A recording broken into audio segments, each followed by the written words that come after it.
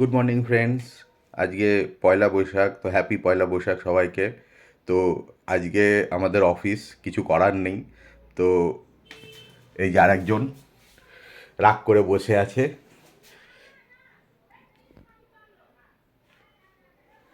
রাগ করেছে কেন?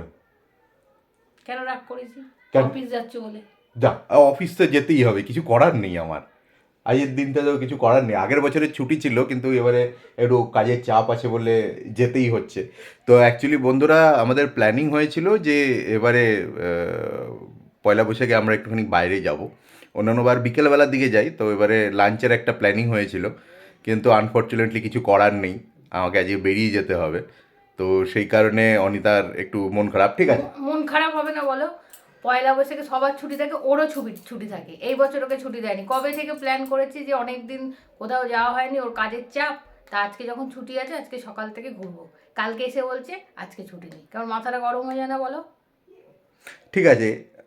আজকে ছুটি নেই, কিন্তু এরপরে আমি তোমাকে আমাদের শুক্রবার দিন একটা ছুটির হিসাবে আমি করে, মানে পার্সোনালি ছুটি করে আমি তোমাকে নিয়ে যাব।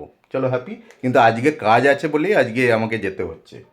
সবাই বন্ধুদের সামনে তুমি প্রমিস করো যে ওকে, প্রমিস। শুক্রবারে নিয়ে যাবে। শুক্রবার দিন আমি নিয়ে যাব। তাহলেই আমি বিশ্বাস করবো। একদম। ঠিক আছে, তাহলে অফিস যাও, সাবধানে যেও। তো সকল বন্ধুদের জানাই শুভ পয়লা বৈশাখ। সবার এই বছরটা খুব ভালো কাটুক।